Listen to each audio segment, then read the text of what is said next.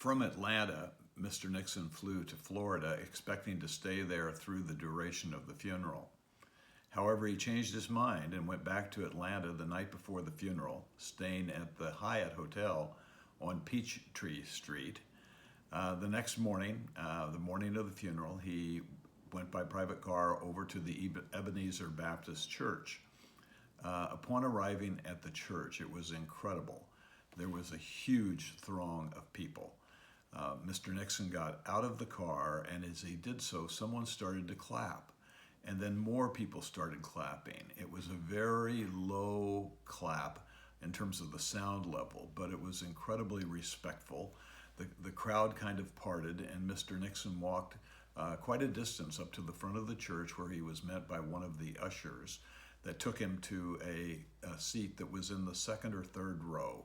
He was seated directly behind Governor George Romney of Michigan. Eugene McCarthy, Senator McCarthy was next to him. Ted Kennedy was, I believe, to his left. And on the aisle, Vice President Humphrey sat. It was the very impressive service. I happened to be in the church up in the balcony.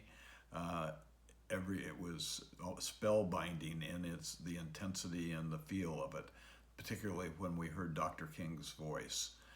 After the services, Mr. Nixon went down into the social area in the basement of the church, met with many of the dignitaries, had a conversation with Ted Kennedy, with Eugene McCarthy and others. Wilt Chamberlain was there.